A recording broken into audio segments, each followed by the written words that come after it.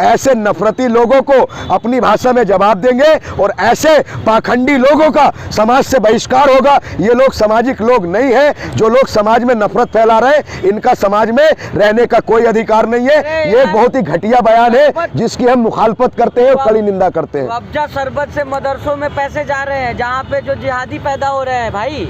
अच्छा, कौन से मदरसे में जिहादी पैदा हुआ? हाँ। ये मदरसे की बात मत कहिए। हाँ। डॉक्टर एपीजे अब्दुल कलाम, इस देश को मिसाइल किसने दी? मिसाइल मैन किसको कहा जाता है? भारत रत्न किसे मिला था? अब्दुल कलाम जी को ही मिला था ना। उन्होंने अपनी शुरुआती शिक्षा रामेश्वरम के एक मदरसे से की थी। पत्रकार महोदय, थोड़ा ज्ञान प्राप्त कर आइए। ये जो आपने निरेटिव चला रखी है मदरसों के खिलाफ, ये मदरसे हमेशा रहेंगे, हैं और रहेंगे। आप ये आरोप लगाना बंद कीजिए, ये नफरत मत फैलाइए। जब सरकार फेल हो जाती है तो कोई ना कोई ऐसा पासा फेंक देती है जो जनता मूलभूत मुद्दों से हटकर बेवजह के मुद्दों में उलझा दिया जाता है। ट्राई करके देखिए पतंजलि शरबत। अरे भैया, हम तो रुआवजा पीते हैं, हमारी रूह को इतना सुकून मिलता है। अब गर्मी आ रही है ना, उन्होंने सोचा कि मेरा धंधा मंदा है, लाओ कारोबार कर ले। ये लोग व्यापार, नफरत का व्यापार कर रहे हैं। ऐसा व्यापार करने से क्या फायदा जो देश के अंदर नफरत फैले। एक बात बताइए, जमीन जिहाद, तमाम तरह का जिहाद, अब शरबत पर जिहाद बना दिया। ये बहुत ही शर्म की बात है, ये बहुत ही घटिया और शर्मनाक बयान है। उन बाबा जी ने आज तक ये नहीं पूछा जो 30 रुपए पेट्रोल दिलाने की बात करते थे, आज पेट्रोल 100 रुपए है। क्या बाबा जी सो रहे थे? आज बाबा जी उठकर चले आए पिटारे में, कहा कि अब पिटारे में सिर्फ रामदेव जी आप ही बचे हो, आप कुछ कमाल कीजिए। कहाँ कुछ कह रहे हैं, हिंदुओं से कह रहे भाई। अरे तो भैया, हिंदू भाई भी इस देश के नागरिक हैं। तमाम हिंदू भी इस चीज पर उनका विरोध कर रहे हैं। जो भाजपा के हिंदू हैं वो उनका समर्थन करेंगे।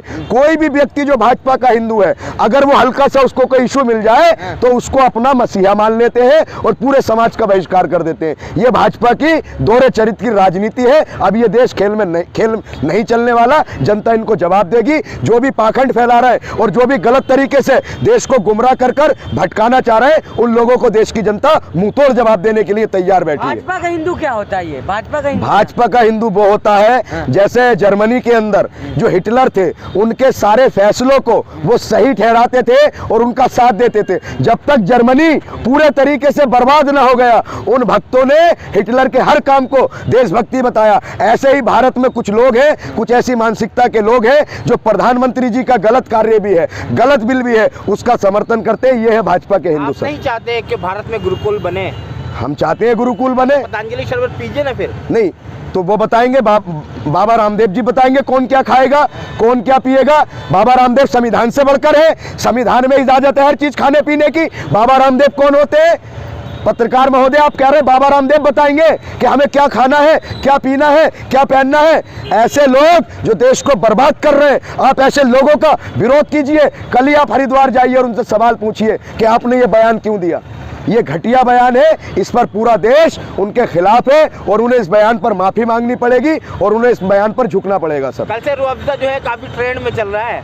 अरे सर, रुआवजा बताओ किस लिए ट्रेंड पर चल रहा है? क्योंकि राहुल गांधी हैं, वो किसानों के पास जाते हैं, कारीगरों के पास जाते हैं, मैकेनिकों के पास जाते हैं और उन्होंने पुरानी दिल्ली में जो मोहब्बत का शरबत है, जो रुआवजा से बनता है, वो शरबत उन्होंने पिया है। इसलिए उनको दुख हुआ कि राहुल गांधी रुआवजा पीते हैं तो रुआवजा का बैन कर दो। भैया, राहुल गांधी तो गेहूं भी खाते हैं, आटा भी खाते हैं, चावल भी खाते हैं, दाल भी खाते हैं। तो बाबा रामदेव कल को ये कह दे कि दाल चावल का सेवन बंद कर दो। आप कहना चाहते हैं कि बाबा जी जो है मोहब्बत की शरबत में नफरत घोल रहे हैं? वो मोहब्बत की शरबत में नफरत घोल रहे हैं, क्योंकि इन लोगों का सर काम ही यही है, नफरत फैलाना, नफरत घोलना और देश को बांटना, राजनीति धर्म के और नफरत के आधार पर राजनीति करना। ये वो लोग हैं जिन्हें देशभक्ति से कोई मसला नहीं। इन्हीं से जुड़े हुए लोग जलियांवाला बाग बनाने की बात करते हैं। इन्हीं से जुड़े हुए लोग सदनों के अंदर गालियां देते हैं। इन्हीं से जुड़े लोग जो 300 किलो RDX आया था, आज तक किसी ने सवाल नहीं पूछा।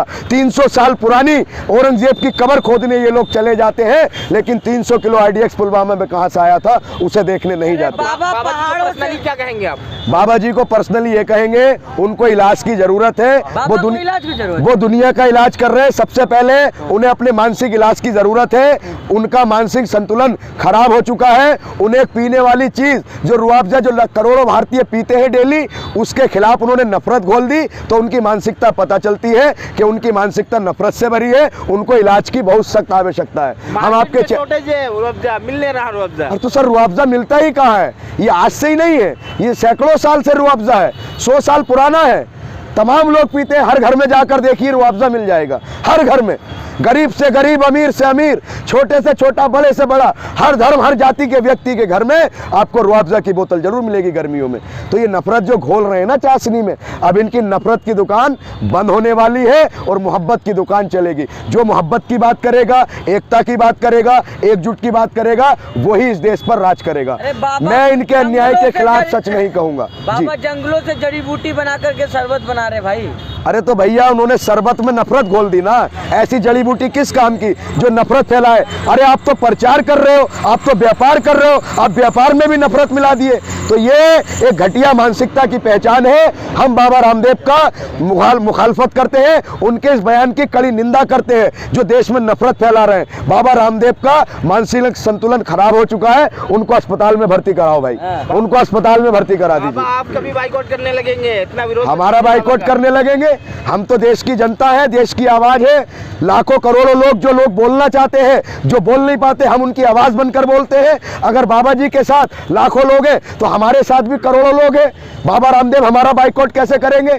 ये तानाशाही नहीं चलेगी, अब ये देश संविधान से चलेगा। जो लोग नफरत फैला रहे हैं और जो ये सिखा रहे हैं कौन क्या पिएगा, बाबा रामदेव जी कोई देश नहीं है, आप समझ रहे? बाबा रामदेव साधु है, एक महात्मा। अरे साधु है, हम महात्मा का सम्मान करते हैं, उस चोले का सम्मान करते हैं, उस साधु का सम्मान करते हैं, लेकिन साधु के वेश में जो नफरत फैलाने की बात करेगा, गलत बात करेगा, हम उसका बहिष्कार करते हैं। साधु की बात आती है सर, पर प्रेमानंद महाराज जी को जानते हैं आप? वो भी साधु हैं। मैं एक मुसलमान हूँ, मैं बड़े प्यार से उनको सुनता हूँ, उनकी बातें सुनता हूँ, उनके कीर्तन सुनता हूँ। वो मेरी नज़र में सच्चे साधु हैं। उनके लिए मैं अपने खून का आखिरी तक कतरा तक कुर्बान कर दूंगा। वो है प्रेमानंद महाराज जी। प्रेमानंद महाराज जी मेरे गुरु है, मेरे गुरु है। मैं एक मुसलमान हूँ, प्रेमानंद महाराज जी महाराज है। साधु की जब बात आई, वो साधु है, वो साधु का असली रूप है। उनके मुंह से फूल झड़ते हैं, उनकी बाली में सत्य टपकता है। मैं एक मुसलमान हूँ, मैं उनका भक्त हूँ। क्यों? क्योंकि वो सच्चाई की तरफ चलते हैं, सबकी बात करते हैं, सनातन की बात करते हैं, जोड़ने की बात करते हैं, मिलजुल कर चलने की बात करते हैं। मैं प्रेमानंद महाराज जी को दिल से सलाम करता हूँ, वो मेरे गुरु हैं, मेरे आदर्श हैं। एक मुस्लिम जो है हिंदू साधु का गुरु मानता है, अपना गुरु मानता हूँ। मैं हर अच्छे व्यक्ति को अपना गुरु मानता हूँ, मैं हर अच्छे व्यक्ति की बात को फॉलो करता हूँ।